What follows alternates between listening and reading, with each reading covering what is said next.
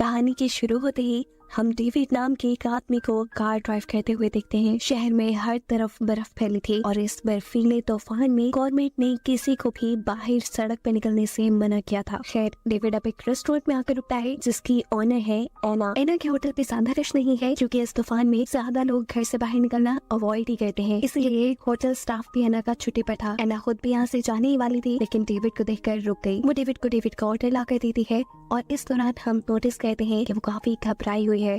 उसे बाहर बाहर किसी की कॉल्स आ रही हैं। एकदम से उसकी नजर खिड़की के बाहर जाती है। वहाँ एक कार रुकी थी जिसे देखकर एना और भी डर गई थी, यानी कॉल्स करने वाला अब यहाँ तक पहुँच गया था। यह आदमी होटल के अंदर आते ही एना के साथ जोर जबरदस्ती करना शुरू कर देता है क्योंकि उसे अपनी बेटी से मिलना है और एना उसकी एक्स वाइफ है। यह आदमी क्योंकि ड्रग एडिक्ट था इसलिए कोर्ट ने उसे अपनी बेटी से मिलने से मना किया हुआ था।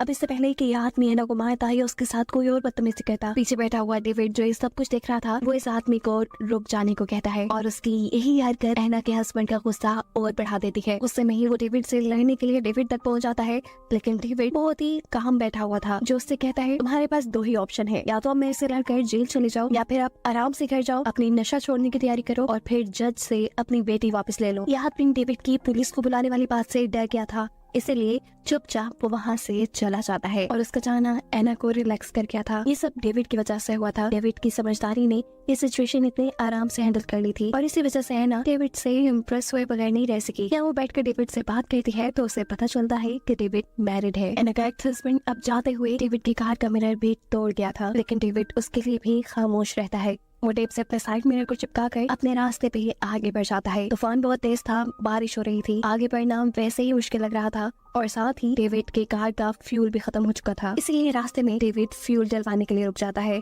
और इसी दौरान यहाँ से गुजरता है एना का एक्स हस्बैंड।